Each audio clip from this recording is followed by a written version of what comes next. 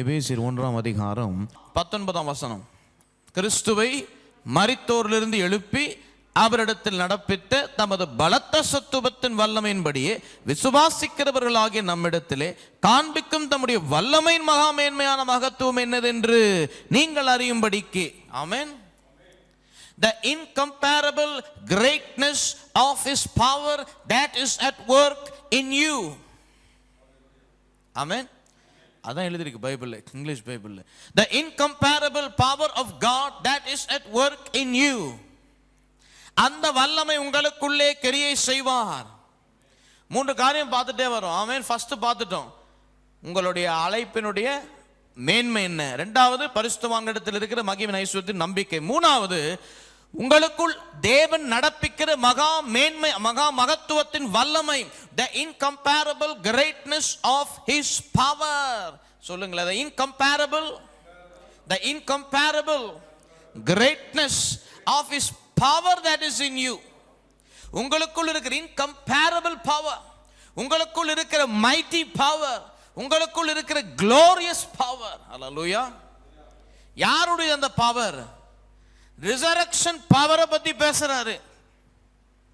கிறிஸ்துவை மரித்தோரிலிருந்து உயிரோடு எழுப்பின அந்த வல்லமை உனக்குள் இருக்கிறது, எனக்குள் இருக்கிறது. அந்த வல்லமையினுடைய மகத்துவத்தின் மேன்மை அவர் என்ன பண்றாரு? நடப்பிக்கிறார் நமக்குள்ளாக. எத்தனை பேருக்கு விளங்குது நான் சொல்ற காரியம்? The working of the incomparable power of God in us. அதை இன்றைக்கு ஒரு ஆங்கிள் பார்க்க போறோம். ஆமென். என்ன ஆங்கிள் பார்க்க போறோம்னா, தேவனுடைய மகத்தான ஞானம். அல்லேலூயா. சொல்லுங்க, தேவனுடைய மகத்தான ஞானம். What is the incomparable great power of God that is at work in you? In this angle he can work this incomparable great power in you, that is wisdom. ஞானம், the angle of wisdom. எத்தனை பேருக்கு கர்த்தர் உங்ககிட்ட கேட்கிறார் இன்றைக்கு, உங்களுக்கு என்ன வேணும்? ஆமென். நீங்க என்ன சொல்லுவீங்க? எடுத்த உடனே நம்மால் என்ன சொல்லுவாங்கன்னா, நான் அமெரிக்கா போய் செட்டில் ஆகும். அது கேட்டு கேட்டு காதே வந்துட்டு ஆட்டோமேட்டிக்காக வருது காதுக்கு. உனக்கு என்ன வேணும்னு கேட்ட என்ன சொல்லுவீங்க? சொல்லுங்க, என்ன யாருன்னா கேட்கலான்னு இருக்கேன். இப்போ கர்த்தர் உங்களுக்கு முன்பதாக இன்றைக்கு இப்போ நிற்கிறார வச்சுக்கோங்க. உங்களுக்கு என்ன வேணும்னு கேட்டால் நீங்கள் என்ன சொல்லுவீங்க? அனந்த ஞானம். கர்த்தர் நோட் பண்ணுறாரு அது. ஆமென். இங்கே இப்போ ஞானம்னு சொல்லிட்டு அப்புறம் கர்த்தர் மாற்றி கேட்டிங்கன்னா, கர்த்தர் சொல்லுவார், 7ஆம் தேதி காலையில் 9:30 மணிக்கு பாஸ்டர் பிரசங்கிக்கும் பொழுது நீங்கள் அனந்த ஞானம் சொல்லிட்டீங்க, இப்போ நீங்கள் மாற்றக்கூடாது, ரெக்கார்டு அதெல்லாம். ஆமென். அதாவது கர்த்தருடைய சமூகத்தில் பேசுறதுலாம் ரெக்கார்ட் ஆகிடுச்சு. சரி, இப்போ சொல்லுங்கள், கேர்ஃபுல்லாக யோசிச்சு சொல்லுங்கள், டக்குன்னு சொல்கிறாதீங்க. கர்த்தர் உங்களுக்கு முன்பதாக வந்து நின்று உனக்கு என்ன வேணும்னு கேட்டால் என்ன சொல்லுவீங்க? சமாதானம். அல்லேலூயா. பாருங்க, இதிலிருந்து நமக்கு ஒன்றை நன்றாக விளங்கிக் கொள்றோம். நமக்கு என்ன பிரச்சனையோ நம்ம அதை தான் தீர்வு காண்றோம். ஆமென். இப்போ என்ன கேட்குறப்ப நான் என்ன சொல்லுவேன்? சரி, நான் என்ன சொல்லுன்னு விடுங்க, அதுக்குள்ள இவர் என்ன சொல்லுவார் என்னப்பா, நான் என்ன சொல்கிறேன்னு தான் உங்களுக்கு இப்போ ரொம்ப இவர் என்ன சொல்லுவார், நான் தனியாக சொல்கிறேன். ஆமென். அப்புறம் சொல்கிறேன், ரெக்கார்டு வர ஆகுது, அது வரை தெரியல. ஆமென். நன்றாய் விளங்கிக் கொள்ளுங்கள் பிரியமானவர்களே. கர்த்தர் நம்ம இடத்துல வரும் பொழுது நம்ம என்ன சொல்லுவோம்? ஆண்டவரே, இந்த வியாதியிலிருந்து என்னை குணப்படுத்திடுங்க, ஆண்டவரே எனக்கு ஒரு விடுதலை கொடுத்துருங்க, இந்த போராட்டத்திலிருந்து ஒரு விடுதலை, இந்த வார்ஃபேர்லேருந்து ஒரு விடுதலை கொடுங்கன்னு சில பேர் கேட்போம். ஆவிக்குரிய போராட்டத்தில் இருக்கிறவங்க ஒரு விடுதலை வேண்டும்னு கேட்பாங்க. வியாதியில் இருக்கிறவங்க ஒரு சுகம் வேணும்னு கேட்பாங்க. கடனில் இருக்கிறவங்க, ஆண்டவரே கடனே வாழ்க்கையில் இருக்கக்கூடாது ஆண்டவரேன்னு கேட்பாங்க. கையில் காசு இல்லாதவங்க கையில் எப்பவுமே காசு நிறைய இருக்கணும்னு கேட்பாங்க. வாழ்க்கையில் நிம்மதியே இல்லாதவர்கள் சமாதானத்தை கேட்பார்கள். விளங்குதான் நான் சொல்லுகிற காரியம் உங்களுக்கு? ஆமென். வாழ்க்கையில் நம்ம சக்சஸ்ஃபுல்லா இல்லைன்னா சக்சஸ்ஃபுல்லா இருக்கணும் ஆண்டவரேன்னு கேட்பாங்க. இங்கேயே சென்னையே சுற்றி சுற்றி இருக்கிறவங்க, கிராமத்தில் இருக்கிறவங்க கேட்பாங்க, ஆண்டவரே நான் அமெரிக்கா போயிடணும் ஆண்டவரே, ஜென்மத்துக்கு சென்னை பக்கம் வந்துடக்கூடாது. Green card, white card, yellow card, red card, என்னென்ன கார்டு இருக்கோ எல்லா கார்டும் எனக்கு வந்துடணும் ஆண்டவரே. என் பிள்ளைகள்லாம் அங்கதான் செட்டில் ஆகணும் ஆண்டவரே. அப்போ நாம் தேவை கேட்டபடிதான் தேவனிடத்தில் கேட்கிறோம். we ask God according to what we need. ஆமென். அதுதான் வந்து இயல்பு. ஓகே, அதுதான் நேச்சுரல். ஆனால் நன்றாய் விளங்கிக் கொள்ளுங்கள், நாம் என்ன கேட்க வேண்டும் என்ற ஒரு அறிவு தேவன் நமக்கு கொடுத்திருக்கிறார். பார்ப்போம். 1 ராஜாக்கள் 3:5. கிபியோனிலே கர்த்தர் சாலமோனுக்கு ராத்திரியிலே சொப்பனத்திலே தரிசனமாகி, நீ விரும்புகிறதை என்னிடத்திலே கேள் என்று தேவன் சொன்னார். கர்த்தர் சாலமோனுக்கு தரிசனமாகி, நீ விரும்புகிறதை என்னிடத்திலே கேள் என்று சாலமோனிடத்திலே கேட்கிறார். ஆமென். இப்ப நான் சொன்னேன்ல, கர்த்தர் நம்ம கிட்ட கேட்கும் பொழுது, ஆமென், நீ விரும்புகிறதை என்னிடத்திலே கேள் என்று சாலமோனிடத்திலே கேட்கிறார். சாலமோன் என்ன கேட்கிறார்? அதற்கு சாலமோன், என் தகப்பனாகிய தாவீது என்னும் உமது அடியான் உம்மை பற்றி உண்மையும் நீதியும் மனநேர்மையுமாய் உமக்கு முன்பாக நடந்தபடியே தேவரீர் அவருக்கு பெரிய கிருபை செய்து, அந்த பெரிய கிருபை அவருக்கு காத்து, இந்நாளில் இருக்கிறபடியே அவருடைய சிங்காசனத்தில் வீற்றிருக்கிற ஒரு குமாரனை அவருக்கு தந்தீர். இப்போதும் என் தேவனாகிய கர்த்தாவே, தேவரீர் உமது அடியேனை என் தகப்பனாகிய தாவீதின் ஸ்தானத்திலே ராஜாவாக்கினீரே. நானே வென்றால் போக்கு வருவ அறியாத சிறு பிள்ளையாய் இருக்கிறேன்.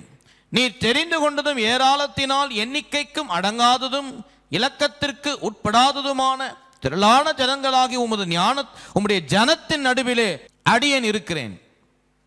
ஆகையால் உமது ஜனங்களை நியாயம் விசாரிக்கவும், கவனிக்கிறீங்களா, நியாயம் விசாரிக்கவும், நன்மை தீமை என்னதென்று வகையறுக்கவும் அடியேனுக்கு ஞானமுள்ள இருதயத்தை தந்தருளும். ஏராளமாயிருக்கிற இந்த உமது ஜனங்களை நியாயம் விசாரிக்க யாராலே ஆகும்? ஆமென். ஆண்டவரே, இந்த ஜனங்களை நடத்த எனக்கு ஞானம் தேவை. திரளாயிருக்கிற ஜனங்கள் மீது என்னை ராஜாவாய் ஆக்கினீரே.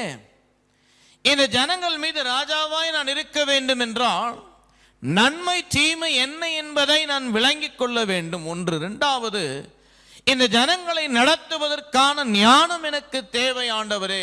I need the wisdom to lead this people. அல்லேலூயா. இன்றைக்கு ஒரு கிறிஸ்தவ வாழ்க்கை வாழுவதற்கு நமக்கு தேவையானது என்ன தெரியுங்களா பிரியமானவர்களே? ஞானம். ஆமென். ஒரு குடும்பத்தை நடத்துவதற்கு நமக்கு தேவை என்ன தெரியுங்களா? ஞானம். ஒரு ஆலயத்தை நடத்துவதற்கு நமக்கு என்ன தேவை தெரியுங்களா? ஞானம். ஒரு வியாபாரத்தை சிறப்பாய் செய்வதற்கு நமக்கு என்ன தேவை தெரியுங்களா? ஞானம். ஆமென். நம்முடைய சரீரத்தை நன்றாய் வைத்துக் கொள்வதற்கு நமக்கு தேவை என்ன தெரியுங்களா? ஞானம். கிறிஸ்தவ வாழ்க்கை வெற்றிகரமாய் நீங்கள் வாழ வேண்டும் என்றால் உங்களுக்கு எதிலே ஞானம் தேவை? சத்தியத்திலே. ஆமென். அநேக கிறிஸ்தவர்களுக்கு இன்றைக்கு அறிந்தது, தெரிந்தது, புரிந்தது எல்லாம் என்ன? ஜெபம் செய்வோம், ஜெபம் செய்வோம், ஜெபம் செய்வோம். ஆனால் ஜெபிக்கிறவர்களுக்கு, அவர்களுக்கு தான் மெய்யாகவே ஜெபிக்கிறவர்களுக்கு தெரியும், சத்தியத்தினுடைய வெளிப்பாடு தான் மிக அவசியமாயிருக்கிறது. Without the revelation of the word of God, you cannot live a successful Christian life. Without the revelation of the word of God, you cannot grow spiritually in the Lord. Without the revelation of the word of God, you cannot be a blessing to people. வெளிப்பாடு தேவை என்பதில் எந்த விதமான சந்தேகமே கிடையாது. அப்ப Solomon தேவனை பார்த்து கேட்கிற, எனக்கு ஞானத்தை கொடுங்க ஆண்டவரே. இந்த ஜனங்களை நடத்தணும், ஞானம் தேவை. ஜனங்களை நடத்துறது சாதாரணமான விஷயமா? உங்களுக்கே தெரியும். ஜனங்களிடத்தில் நடத்துவது, ஜனங்களுக்கு முன்பதாக போயிட்டு வருது, அதாவது எல்லாத்துக்கும் ஒன்று சொல்லுவாங்க. ஆமென். எல்லா மூமெண்ட்டுக்கும் ஒரு ரியாக்ஷன், எல்லா ஆக்ஷனுக்கும் ஒரு ரியாக்ஷன் இருக்கு ஜனங்க கிட்ட இருந்து. நீங்க நன்மை பண்ணாலும் ஒன்று சொல்லுவாங்க, தீமை பண்ணாலும் ஒன்று சொல்லுவாங்க. ஆமென். ஆகவே இந்த திரளான ஜனங்கள் பேசுறதெல்லாம் எப்படி சமாளிக்கிறது? திரளான ஜனங்கள் குற்றம் கூறுகிறதெல்லாம் எப்படி சமாளிக்கிறது? ஆமென். ஒரு ஆஃபீஸ்லேயே நீங்கள் ஒரு அதிகாரியாக இருந்தீங்கன்னா கண்டிப்பாக உங்களுக்கு 4 பேர் உங்களுக்கு விரோதமாக பேச இருப்போம். அப்படி இல்லாமல் இருக்கவே முடியாது, நிச்சயமாக இருப்போம். ஆமென். அப்படி யாரும் உங்களுக்கு எதிரே பேசுகிறேன்னா அப்போ நீங்கள் ரொம்ப எல்லாரோட மிக்ஸ் ஆகிட்டீங்கன்னு அர்த்தம், உலகத்தில் மிங்கிள் ஆகிட்டீங்கன்னு அர்த்தம். கொஞ்சம் நீங்கள் செப்பரேட்டடாக இருந்தீங்கன்னா அந்த உலகத்தை விட்டு கண்டிப்பாக பேசாத ஆளே இருக்க முடியாது. ஸோ எல்லாரும் நம்ம கிட்ட இப்போ ராஜானா எத்தனை பேர் அவருக்கு எதிரில் பேசுவாங்க, எத்தனை பேர் எதிர்ப்பு தெரிவிப்பாங்க, எத்தனை அவருடைய திட்டங்களுக்கு எதிரே பேசுவாங்க, அவருடைய செயல்களுக்கு எதிரே பேசுவாங்க, அவருடைய எல்லா காரியத்துக்கும் எதிரே பேசுவாங்கல்ல. அப்போ சாலமன் சொல்ற, ஆண்டவர் இதையெல்லாம் நான் ஜெயிக்கணும்னா, இதையெல்லாம் மீறணும்னா எனக்கு ஞானம் தேவை ஆண்டவரே, எனக்கு ஞானம் தேவை, இந்த ஞானத்தை எனக்கு கொடுங்க. அப்பதான் நான் சிறப்பா ஒரு ராஜ்யத்தை, நீர் கொடுத்த ராஜ்யத்தை என்னாலே ஸ்தாபிக்க முடியும் ஆண்டவரே என்று சாலமோன் தேவனிடத்தில் கேட்கிறான். இது தேவனுக்கு மிகவும் பிரியமாய் இருக்கிறது, பிரியமாய் இருந்தது. அல்லேலூயா. இதை ரொம்ப தேவன் பிரியப்பட்டார். ஆகையால் தேவன் அவனை நோக்கி, நீ உனக்கு நீடித்த நாட்களை கேளாமல், ஐஸ்வர்யத்தை கேளாமல், உன் சத்துருக்களின் பிராணனை கேளாமல், நீ இந்த காரியத்தையே கேட்டு நியாயம் விசாரிக்கிறதற்கு ஏற்ற ஞானத்தை உனக்கு வேண்டிக் கொண்டபடியினால் உன் வார்த்தைகளின்படி செய்தேன். ஞானமும் உணர்வுள்ள இருதயத்தை உனக்கு தந்தேன். இதிலே உனக்கு சரியானவன் உனக்கு முன் இருந்ததும் இல்லை, உனக்கு சரியானவன் உனக்கு பின் எழும்புவதும் இல்லை.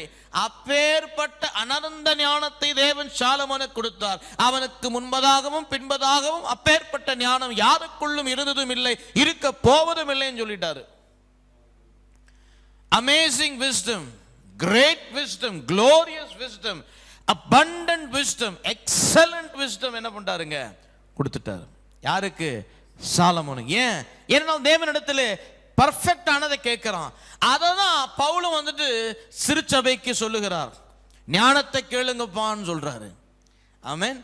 சாலமோன் எவ்வளவு பெரிய ஞானி, ஞானியா இருப்பதற்கு முன்பதாக ஞானத்தை கேட்டான், ஞானத்தை பெற்று எப்படி இருந்தான். ஆகவே தான் பவுல் சொல்றார், இல்ல நீங்க ஞானத்தை கேளுங்க, அதுதான் உங்களுக்கு தேவை இன்றைக்கு.